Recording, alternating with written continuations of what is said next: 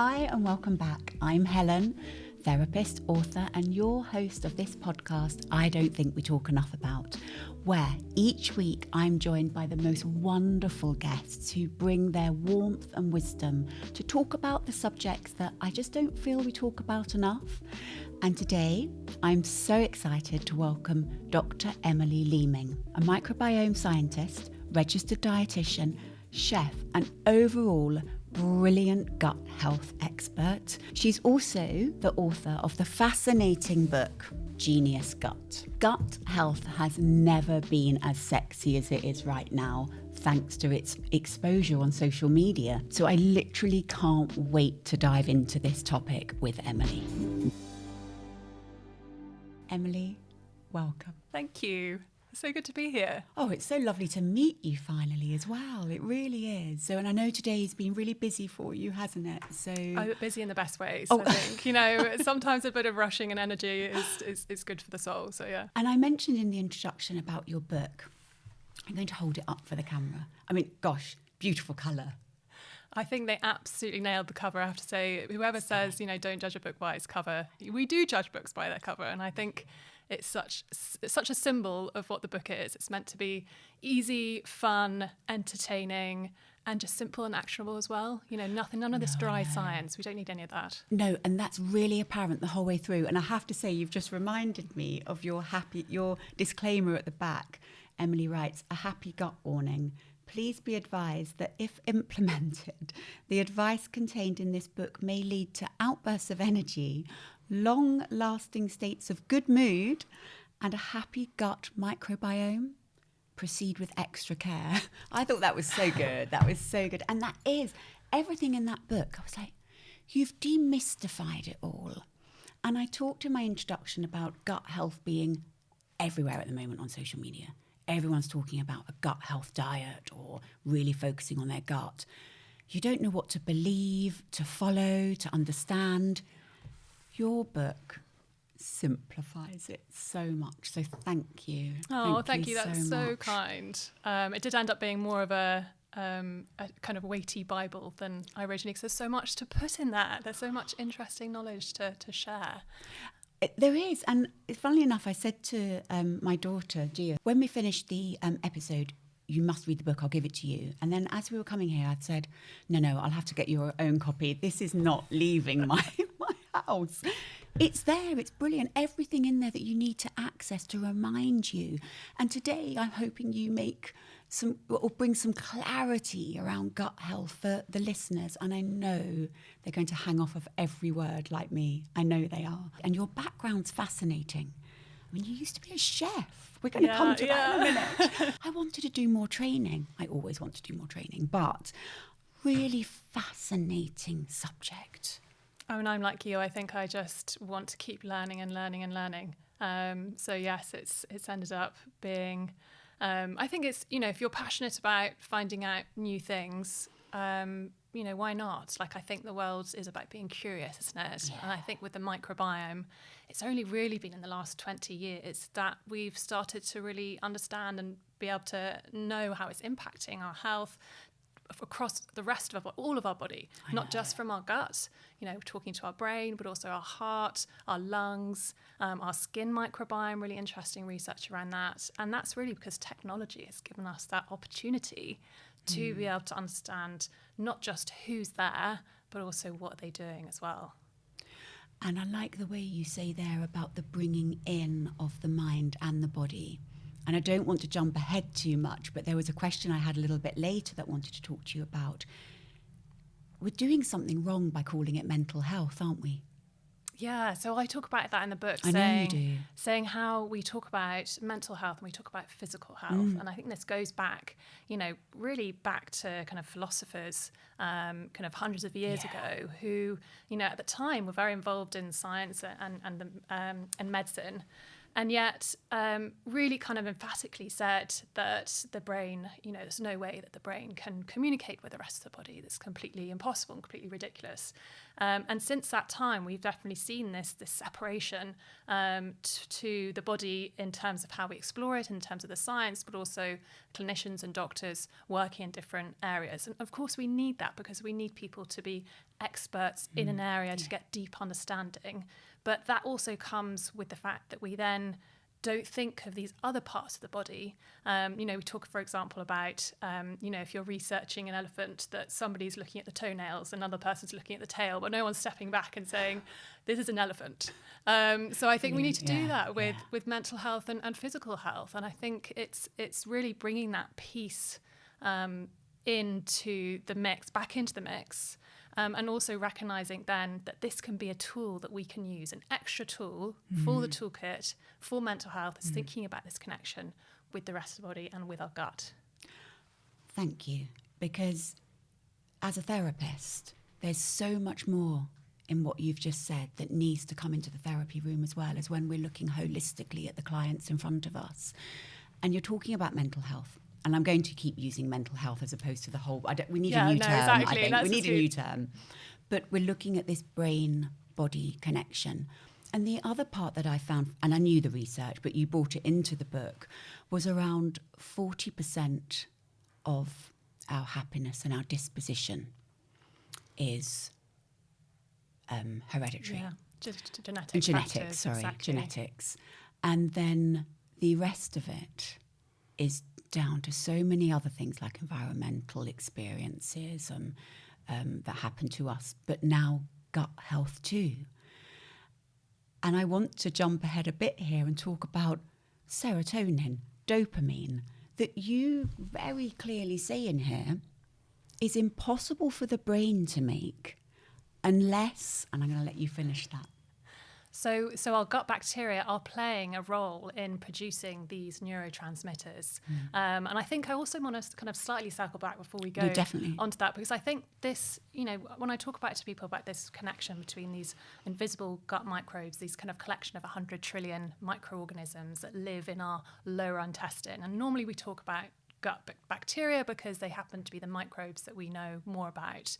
And I think when I start talking about this link between the gut and the brain, it can feel really almost like, how is this possible? How can these tiny invisible microorganisms even be communicating to our brain? How can they be possibly influencing serotonin, dopamine, GABA, all these other neurotransmitters?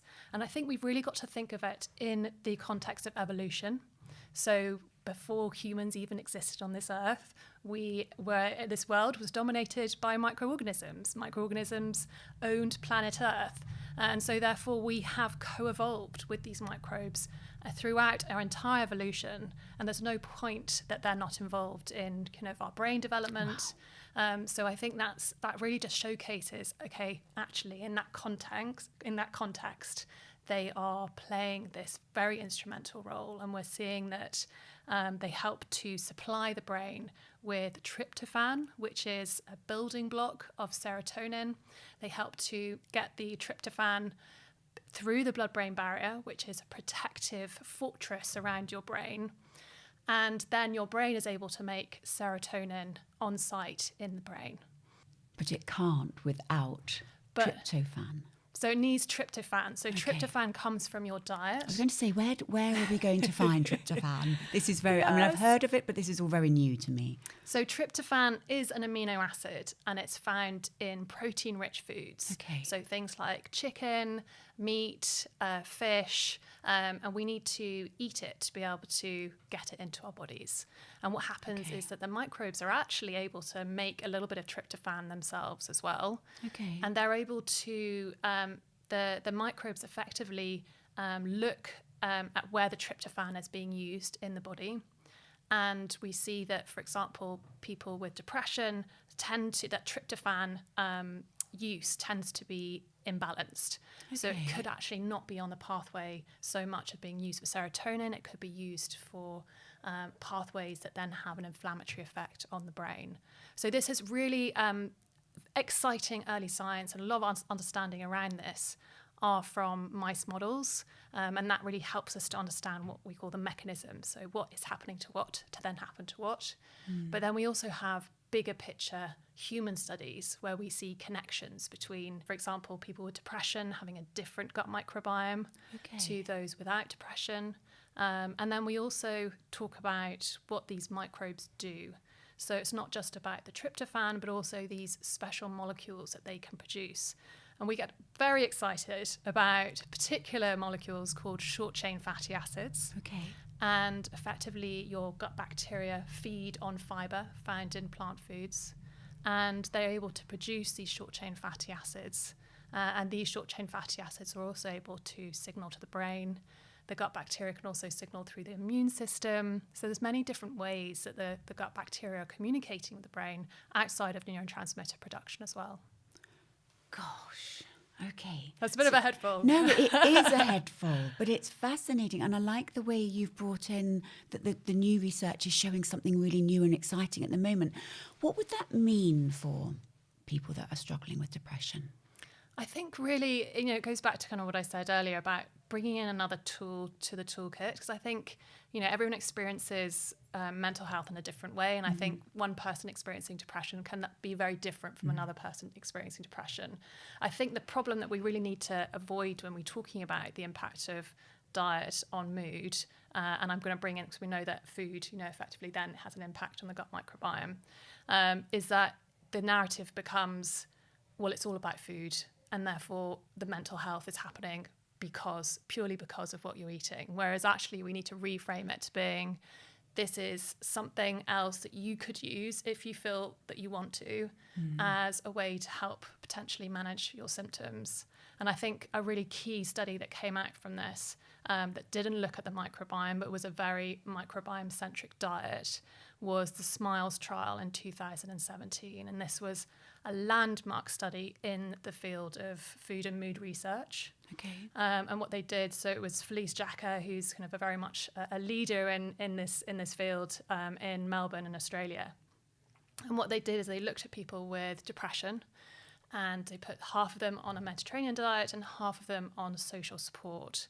Now, that social support is really important because you want to know that you're looking at the effect of the diet, and you're accounting for the fact that there's always going to be some kind of behavioural effects from doing a dietary intervention, and we know that has a mental health benefit. So that was why it was really important to have this social support in the control group. And what they found is that after 3 months, a third of the people who had depression were in clinical remission. Okay. So they just they weren't clinically depressed anymore. And that's a 3-month period. And the ones that were on So the one on the social support, 8% of them were then classified as not having. So their social support was it's called a kind of befriending protocol, which you probably know more about than I do. No, but the importance of it, yes. Yeah, so it's kind of having a chat with someone about your life or your hobbies, rather than kind of having a specific, therapy sessions. But it was the change of diet that had the biggest impact. And they also saw that the people who improved their diet the most had the biggest improvement in symptoms. They saw this relationship. So that really just put this on the map, because we'd had big studies before where we looked at patterns in the population, but patterns don't necessarily mean that something causes something. I think a key example there is if you've got melting ice cream and you've got sun cream on, it doesn't mean that that's causing the other. They just happen to both happen at the same time, because actually what's causing that is a hot day. Yes. So we have to think about this and what is having a cause and effect, being really important. So that's why these researchers... Fascinating research. That's going to have huge implications, isn't it? Absolutely. And we've now, so since that 2017 randomised control trial, we've then had lots of other studies since that have had kind of similar effects. And that's very exciting, because we know that what we eat, 95% of it gets absorbed in our small intestine. So before it reaches the dining table of your gut microbiome and your lower large intestine, which is further down. So you're having a direct effect from the nutrients that is then likely having a direct effect on your brain being the most energy hungry guzzling organ that you have, uses up 20% of your energy needs. And then also then this new player, this new piece, this kind of living ecosystem of your gut microbiome, then also shaping how our mood is, how our cognition is, how our behavior is. And really fascinating early research around that that's just joining all the dots and giving us those tools to add to our mental health toolkit. And you can see how it's beginning to grow, can't you? I feel like we've gone so far ahead. I want to come back and ask a really basic question. It might be really worth defining what is our gut. Absolutely. It's so funny. So I was having a conversation the other day with a friend and she said, I don't actually know what a good poo is. And I think I talk about poo a lot in the book. You do, so and we're coming to that. We can come to that. We're going to come to that, definitely. So your gut effectively starts in your mouth and ends and goes all the way down to your bum. So I think normally when we talk about the gut, we think, it's just our tummy, it's here. I know, that's a really important distinction, isn't it? Absolutely. And that's why we need to look at the mind-body connection. It's vast. The whole thing. It's a whole thing, and it's just so you start in the mouth, then you go down your throat, and then you hit this sac of swilling acid. There's also kind of muscular component that then is sloshing around, so it's a bit kind of like putting your food in a washing machine. It starts to get mechanical action to be broken down, but also acidic action as well. And then it then passes through to your small intestine. Now, small intestine is kind of a bit of a misname in my book because, as in my thoughts, because although it is smaller in terms of circumference than the large intestine, it's actually really long. It's 6 meters long and has the absorptive capacity of a tennis court. So it's vast. And then, so most of the food that you eat gets absorbed there. So that's kind of really important to kind of bear in mind. And then the food that doesn't get absorbed, that isn't digested, then passes through to your large lower intestine. Now, before we used to just think, well, what's your large intestine for? It's just about drawing water out and effectively a sausage packing factory for your poo. It's just starting that process of forming that mush into something that we know as being more poo-like. And then kind of passing through to your rectum and then, obviously out the other end. And that is, the entirety of your gut. Gosh, it's big. It's complex. It's really complex. And we're going to come to the mechanics of that soon. I wanted to talk a little bit about how do we know that we have a healthy gut. You talk about it in the book. Lots of people talking about gut health. Many of them might already have a healthy gut. Yeah, so I think the best thing that we could be doing is regularly looking in the toilet bowl. Okay. Okay. I think we've just got to be like, so in science you talk about, poo as stools or kind of fecal matter and all these words that I just feel make it to seem kind of embarrassing, and we need to talk about it in this very scientific way. But actually, let's just talk about it like we talk about it every day. It's poo, and actually poo is such a great signal of how healthy your gut is. Okay. So what we're looking for is doing a poo 3 times a day to 3 times a week. So any time within that is normal. So one person's frequency might be very different from another person's frequency. Then we're also looking at the texture. So we want to have what's effectively a smooth sausage or a sausage with cracks in it. Okay. We don't want it to be hard pellets, to feel painful when you're trying to get rid of it, or we don't want it to feel like you can't get everything out completely. That's kind of being constipated. Or if you've got diarrhea, it could be that it's just kind of gushing out. It's happening quite often. It's very watery. You've got kind of mushy stools. So that's kind of a sign where there might be kind of something going on there. And then you also got to think about the colour as well. So we're looking for a nice brown colour. This is great. Honestly, this is fantastic. Just to normalise it, exactly. Emily. Let's normalise it. Exactly. Yeah. Let's get the stigma away from talking about poo. Oh, it's okay. We're going to come to gas and bloating soon as well. I've got them all here. Perfect.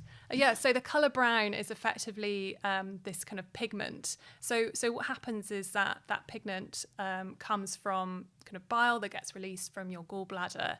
And when your poo ends up being quite pale, that's when your food has moved very quickly through your gut, and there hasn't been enough time for that pigment to kind of get sploshed in, like kind of ink from a pen. What a red flag symptom is very much if you have blood in your poo, so that could look that it's black or red, or if you have bleeding from your bum. I very much recommend that's something that it's worth getting checked out. It might be something that's not necessarily anything too suspicious, but we do have rising rates of early colorectal cancer in people under 50 years old, as well as quite high rates in people over 50 years old. And that's something that I'm currently just starting to research with Harvard University. We've got this £20 million funding for the next 5 years. Brilliant, so very important. And it's great that you're involved with that. Yeah. Thank you. You've now normalised what our poo should look like, or what it shouldn't look like. But you really do talk about that in such an entertaining way in here. You make everything very normal, the human experience very normal, as opposed to hidden or shushed. I love the way you do that. But you also talk about bloating, gas, all of these other things that are giving us signs of whether we have a healthy gut or not. Absolutely. Do you want to normalise some more around gas and bloating? I think the key latest thing that I feel quite passionate about is that we're constantly told that we should have a flat stomach, and that's, everything we should be aiming for. And that when we feel a bit bloated after a meal, that's a sign that there's something wrong, which is completely the opposite of actually what the truth is. It's very normal and totally okay to have a bit of bloating after each meal. And in fact, when it comes to your gut bacteria, that's actually likely a sign of them being very happy. Oh, Emily, I wish more people knew that. I'm already thinking of those TikTok videos after TikTok video of girls desperately searching for the flat stomach and making themselves very unwell. And I wish they knew. Yeah, exactly. And I kind of say, I think if we can just understand this a bit more and just think more about, how it's totally normal for our bodies to change shape and, specific periods of our lives, different periods of our lives, and also throughout the day as well. So I think, of course, if someone's having uncomfortable bloating symptoms where they're feeling a lot of pain, and that's kind of very kind of sensitive, and, maybe they've got kind of irritable bowel symptoms, or kind of similar kind of digestive problems, and that is something that's worth getting looked at. And you can usually make, a lot of change and improve those symptoms, or at least manage them with diet and lifestyle changes. But actually, for most of us, we really got to recognise that, yes, we all fart. Gas is a good thing. Those gut bacteria feeding on fibre, which is really important for them. We're only having 60% of the fibre that we're meant to be eating every day, which meaning that our gut bacteria are going hungry. So them feeding on that fibre, they produce those really important special molecules for our health, including those short-chain fatty acids. But they also then produce gas as a side effect, which is why we're getting a bit more bloated after a meal, and our stomachs kind of suggest, stretching as well to kind of digest some of the food that we're having. Okay, so if the gut microbiome are getting unhappy because they're only getting 60%, what's the side effect of that? So for some people, that could be, having digestive issues, so they could be very constipated. So that is having very kind of hard poos, or kind of really struggling to go, where you're struggling to get everything out, or you're not going that often at all. And that, also, we see kind of research around that having a mental health kind of cognitive impact as well. So this was kind of a large study, and they looked at people from 25 to 75, but I think the average age was about 65. And they found that people who had constipation had the cognitive age 3 years older than people who didn't at the same kind of age, which is just showing there's this kind of gut-brain connection. If we think about, the poo hanging around too long, that's then potentially, causing your gut bacteria to then not have fresh food to come onto the table. Yeah, of course. And, you know, there's kind of other consequences of food not moving very quickly through your gut.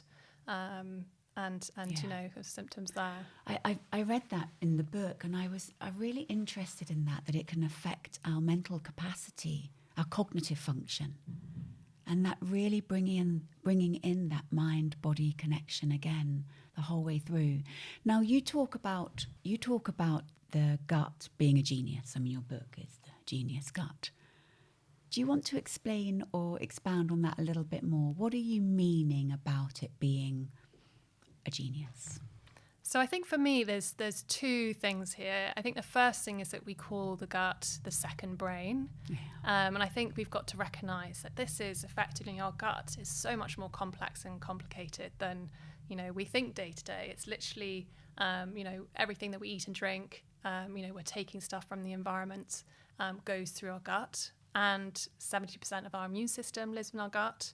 And then, you know, talking about our gut being the second brain, it's effectively there's a nervous system called the enteric nervous system. Now, this is a web of nerves that goes from your esophagus all the way down to your bum. And this web of nerves has very fine-tuned control over muscle movement, over signaling back to your brain through a nerve called the vagus nerve, which is your kind of direct, you know, gut-brain pathway. Yeah. And it's able, because it's got so many different kind of nerve cells in it. Yes, it's not as many as the brain, but it has still a very significant number. And that fine-tuned complex control means that it's able to function kind of more independently from the brain than kind of other organs in the body. And it's able to then signal back to the brain constant chatter. So we think of our brain, of course, as being the CEO of the body, and that communication via the vagus nerve, that two-way highway between the gut and the brain is incredibly important. That's that direct phone line picking up between the two. But actually, the chat from your gut to your brain is 90% of that communication, not the other way around. Yes. So your gut is constantly feeding back to your brain, checking in, saying, hello, this is what I'm doing, this is what's happening. Need to tell you about this, you know, and your brain's, you know, at the other end receiving information. Isn't it? It is fascinating. Yeah. And not enough people know about it, do they? No. Not enough people know. And I think social media is great at raising awareness.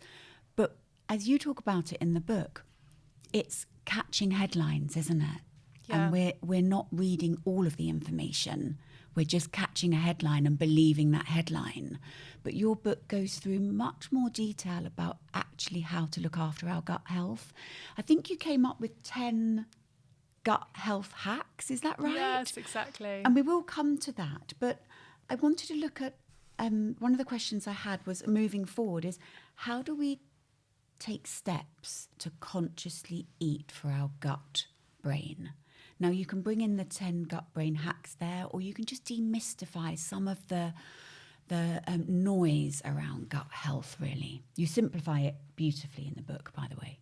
Thank you. So in the book, I very much talk about the gut and the brain being a two-way pathway. So for me, it's not just about what are we feeding our gut microbiome, what are the foods that we want to eat to look after our brain, but also that kind of top-down impact as well, because we know that stress has a huge impact. Right. And yes. really thinking about our relationship with food as well as being incredibly important. So that, you know, that emotional guilty backlash that, you know, many of us get or have had in the past. When I worked as a dietitian in my clinic, I would see so often people struggling with just fear around food and thinking, oh gosh, I've eaten a cookie, you know, that, you know, what, that, beating themselves up about it. And really kind of thinking about how we can reframe that and thinking about how can we step back and look at what is important for our gut microbiome, but what's the big picture, and actually does it matter if we have a cookie or, you know, some cake here and there? I mean, so that's the... I know, but some people will say it does matter for them when they're struggling. From your experience, and you do mention it in here, how would you reframe that? So I think when we're thinking about, it's kind of really about changing your kind of mindset. So I talk about it as the kind of gut-brain mindset. So I talk about the fact that instead of thinking about what you're taking out of your diet, you're thinking about what you're adding in. You know, I think it's really kind of switching to a more positive focus. So we're thinking about things like grains, beans and legumes, nuts and seeds, particularly high in fibre, and we really need to be ramping up that fibre, particularly that for every 5 grams of fibre you have, it's linked to a 5% lower risk of depression. And there's lots of really interesting research around fibre and memory and kind of cognition as well. Please expand on that. Okay, I'll segue on that. So when we're talking about fibre, there's lots of different types of fibre. I think and it's had a very kind of poor reputation. It's being thought of something as being very boring, and I talk about it a bit like it's like Clark Kent when Lois Lane thought he was a bit dull and geeky and awkward. We've felt the same about fibre, but we haven't realised that fibre is the closest thing that we have to a superfood. And we're only getting, such a small amount of it. We're having such a big nutrient gap in our day of not getting enough fibre. Now, there's particular types of fibre called prebiotic fibres. And these are fibres that your gut bacteria particularly love. They, have an absolute field day. They're feasting on them. And that's then helping them to make those special molecules for your health that also can signal to your brain. Now, really interesting research looking at specific types of fibre and your cognition and also your kind of emotional resilience and well-being. So some colleagues at King's College London who I work with had a prebiotic supplement study that came out as a research paper earlier this year. And they found that giving older adults a prebiotic fibre supplement, so as inulin and fructooligosaccharides, so it's 7.5 grams, and they gave them to this group of older adults for 3 months.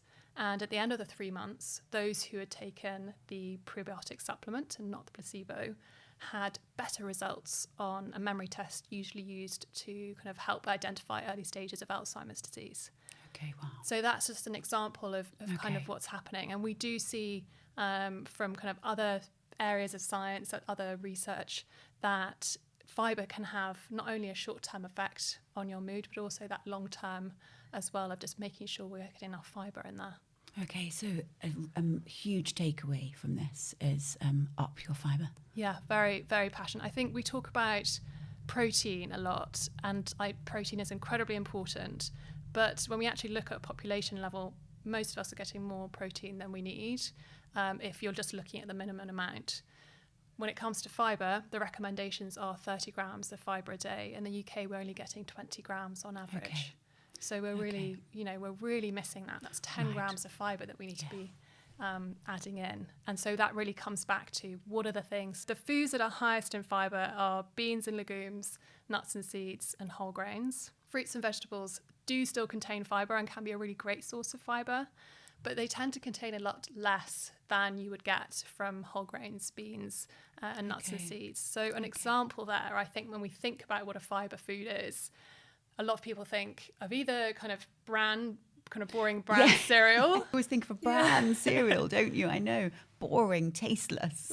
Which is, we have to kind of spice it up with some fruit or something. Yes. Poor brand cereal. But I think we otherwise think of lettuce because we're like, we have to chomp on it, and it's and actually lettuce contains kind of 1.8 grams of fibre per 100 grams of fibre. In comparison, beans and legumes, so chickpeas are about kind of 9 grams per 100 grams. That's kind of 4 or 5 times more. Yes. Something like chia seeds is 35 grams per 100 grams. Seeds. So yes. Yeah. So little kind of tweaks. So I really try and talk about how can we add in at least another 5 grams of fibre, because we want to be starting low and going slow, because it is just throwing your gut bacteria a complete kind of rocket party. Right, and that if you're going too quickly, that can make, you have some digestive symptoms. Okay, so go slowly with the changes. Go slow with the changes. Things that can be kind of 5-6 grams of fibre are a slice of pumpernickel rye bread. Really great. You're going to get 6 grams of fibre in that. 2 tablespoons of chia seeds. That's about 6 grams of fibre. Same with flax seeds. 1 avocado is about 8 grams of fibre. And then just having half a tin of chickpeas, that's again about 7 grams of fibre. So it's making these small changes, yes. adding these foods in that can make the big difference, rather than kind of stressing too much about what we theoretically think, we shouldn't have. And it's about kind of using that, and that can crowd out naturally foods that are kind of less nutritious. And I want to just mention the less nutritious foods, because I feel like I don't want to have this podcast without mentioning it with you, is the negative effect of the less healthier foods on our mental health. Yeah, exactly. I don't know whether we maybe not, I mean, maybe just something in a nutshell around that, Emily, before we move on to the... Yeah, so I think when we're looking at sugar, for example, that we do see in kind of big kind of population studies that a really high sugar intake, which it's really hard to separate out when we talk about sugar, because is it the sugar or is it the fact that those diets actually end up being less nutritious overall, because the foods that are high in sugar tend to be less nutrient dense, is related to kind of high risk of mental health and also anxiety. But we need to kind of step back from that and think, okay, this is kind of a large percentage of what's happening, that's then happening.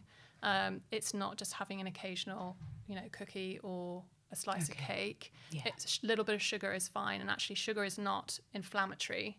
It is actually, what our body needs and to use as energy, because that's where our body will break down a lot of food into sugar to then be absorbed into energy.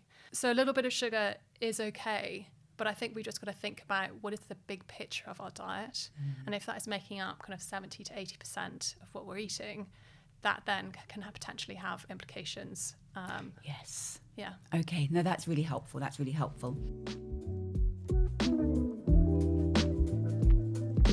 My book, Choose You, is out now and offers you ways to prioritise you, meet your needs, say yes to you, develop a more secure sense of self where you feel you matter, learn to set boundaries, wrap yourself in self-love, find your authentic self, and ultimately choose you in the same way you would want those you love to choose themselves too. Choose You, out now. I think we'll move to the next part of the podcast, although I've got so many more questions around your book, but I can't recommend people enough to pick up a copy and read it, because the answers are all there. You really simplify it as well.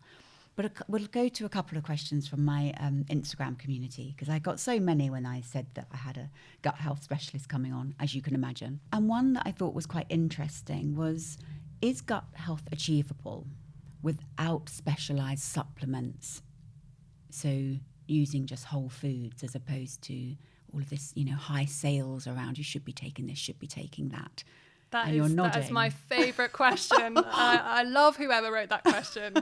So I feel very strongly that gut health is getting overly complicated, and we do not need to be taking any of these extra supplements. I think when I'm talking about supplements, that could be, I've talked about some of the evidence behind probiotic fibre supplements, and we can also talk about probiotics, which I think is another really interesting area of research. But generally, the stuff on the market tends to be a complete Wild West. So, there's only kind of a few. So, for example, in Washington, D.C., in the US, they looked at the probiotics that were on the market, and they found that only 30% of them actually contained the types of bacteria that were meant to be in there, that actually were in the correct dose, that actually, had been shown with evidence to have an effect. Okay. So I think for me, for the ones that we do know have evidence behind them, they are very much an additional to what changes you're making in your diet, and you don't have to have them. They're very much a kind of extra add-on. So if we're following your guidance in here, you wouldn't say we would need an additional... No. Okay. It's really comes down to it. It's the simple, practical things. And it's the things that no one's going to make any money off. Okay, well said. Even something small like, for example, making sure that you're hydrated in the morning. 65% of us are chronically kind of dehydrated. And there's, a study I talk about in the book where I say that, they looked at having glasses of water first thing in the morning, and they found that having one glass of water first thing in the morning improved their mood and energy levels. Having 2 glasses of water in the morning also improved their memory. So I think it's small, that's affordable. That's something that's possible for everyone. And I think, going back to this fibre conversation, fibre being the closest thing we have to a superfood, And, things like beans and legumes, really affordable, getting a can of beans. So we don't need to kind of overcomplicate any of this. And those are the things that are really going to kind of make an impact long term, is adding those things in regularly. Yes. Things like dark green leafy vegetables, again, really great source of vitamin B, which is really important for mental health as well. And you mentioned about your shopping list, and you add on just those to make these real basics that we add on every week to make it so much easier. Exactly. I think we've probably only got time, for one more question. And someone asked about gut health after menopause. Yes, so we do see that effectively there's a relationship between your gut bacteria and estrogen, the female sex hormone. So what happens actually, if we think about kind of puberty, there's actually kind of a shift when girls hit puberty and not for boys. And we think that's related to the estrogen levels. So they'll then kind of shift to being more like an adult woman gut microbiome. And then when we hit menopause, that shift then changes back to being more similar to the men's microbiome. Okay. So we have this, it's a two-way relationship between your gut bacteria and estrogen. So the estrogen levels are likely kind of shaping and influencing the gut bacteria, but also we see that likely the gut microbiome, the gut bacteria, are also shaping and influencing your levels of estrogen. So we see that the gut bacteria can potentially recycle some parts of kind of waste estrogen. So estrogen, when it's used up, can go into the gut. And then the gut microbes, the gut bacteria, can then use, pick parts of it, a little bit like an old car, disassembling elements of it and being able to say, oh, hey, we can reuse this to kind of form estrogen again. And so we think that perhaps the people who have more of those specific types of bacteria that can do that, because they all have slightly different functions, perhaps experience kind of hot flushes less, and have less menopausal symptoms. And they've looked at, for example, women in Japan who have about kind of 60% of these kind of special kind of recycling bacteria, and also are able to use phytoestrogens. So these are types of kind of plant estrogens that are found in soy food, so things like soybeans and soy milk, that they're able to then use that as well to make. So that could be why. But then in the US, in the Western world, we have far less of those specific types of gut bacteria. So what would you say to women who are struggling with gut health after menopause? What should they be adding in to maybe bring some benefit? So if it's after menopause, then really it's thinking about how can I support and maintain the diversity of my gut bacteria. So a healthy gut microbiome is one that contains lots of different types of gut bacteria. And that's really because they do lots of different things in your body. So it's a little bit like having this kind of organization, this company in your gut that you wouldn't just want a marketing department. You want to have a product, or you want HR, and you want somebody who's going to organize drinks for a night out. So that's really, the more different types of roles that you have is really important. As we age, that diversity does naturally decrease. And that just means that your gut microbiome is more susceptible to harmful, kind of dangerous pathogens, what we call, coming in and causing an infection. Okay. So it's less resilient. And so you want to keep that resilience up. And the key things that we want to be looking at is, again, going back to this fibre story. Okay. Really focusing on fibre. Fermented foods are really important. Yes, you mentioned that, yes. Yeah. So a study a few years ago from Stanford University showed that 6 servings of fermented foods a day increased the diversity of the gut microbiome, and also lowered inflammation. So again, really important in later life.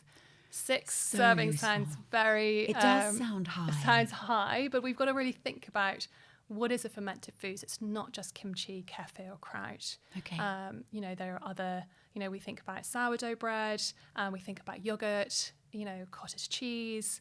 Lots of all cheese is pretty much fermented because of the way that it's made. Okay. So really just thinking about, could a snack be that I'm having a cracker with some cheese and some fermented veggies on it? or kind of, you're cooking a rice and chicken dish, stirring in some fermented veggies into that. You're right. So adding into what you're already eating. Even kind of freshly, kind of really fresh olives that are from small producers, they're also fermented as well. So there's like a lot of fermented foods that we, haven't really kind of had full awareness of. So those two things are really important. But again, the other thing that we haven't mentioned yet are polyphenols. Okay. So these are a group of antioxidants. There's about 8,000 of them, and naturally present in plants that kind of act like their kind of defense kind of molecules. And these are really important for our gut bacteria because they also feed on them in a similar way that as our gut bacteria do for fibre. And we want to make sure that we're having a range of these different polyphenols. Now, these polyphenols also give the pigment, the colour, to different fruits and vegetables. And in the UK, we're only having about 1,000 milligrams per day, which is actually probably not that much. Most of that's from tea and coffee rather than fruits and vegetables. And just to kind of quantify why we think that's not that much, black beans, really great source of polyphenols. They contain about 5,000 milligrams. So even just in 100 grams. So that's, that's like a quarter of a tin. Yes, absolutely. Right. And you talk about that, going to the dark side and really looking at the dark and the different colours. Was it blueberries? So blueberries do contain, it's great. You're going to get a variety of different polyphenols, but I think we assume that blueberries are one of the best sources of polyphenols. Okay. Particularly wild blueberries, I notice on social media gets a lot of airtime. Probably why I mentioned it. Yeah, but they're so painfully expensive. So I kind of say, I'm like, look, have your wild blueberries if you love them. But if you're looking for a rich polyphenol source, these, black beans, for example, have kind of, 5 times more polyphenols. And remind me again, the importance of this is? So for feeding your gut bacteria, these polyphenols, but they also have a lot of kind of antioxidant action. So they help to kind of fight harmful molecules, which is really important for your brain health, but also for your health across your body. So they're very powerful. Right. Okay. No, that's new to me. So thank you. But there's actually also been kind of meta-analysis studies that have looked at polyphenols being able to improve depressive symptoms as well. This has been such an interesting conversation, and I know that so many of the watchers and listeners are going to get so much from it, and hopefully just feel that they feel more equipped with how to look after their gut now, as opposed to being bombarded with these different messages. I can't thank you enough for your time. No, I could talk for hours with you. I've got so many more questions, but the one I'm going to finish with that I ask all my guests is, what does it mean to you to choose you? So I think that for me is really, and I think this is maybe something that, a lot of women potentially can relate to, which is that, we think about health as something that's kind of later on and we'll prioritise kind of other people's needs before our own. And I think when it comes to health and talking about our gut microbiome, that it's really also about, health is so much more about our day-to-day. It's about focusing that energy on our mood, our energy, our cognition, and that enables us to be our best version of ourselves for ourselves, as well as, for other people as well. And just kind of giving ourselves permission that that's okay and we should be doing that, and that if we're not feeling that great day to day, that actually we need to be doing something about that, and that matters. That really matters, Emily. That really matters. That daily focus. Absolutely. I loved that. Thank you so much. And thank you so much for taking the time today to come and chat to me. It's been gorgeous to chat with you. My brain has been working overtime. So much new information. So thank you so much. Thank you. Oh, thank you.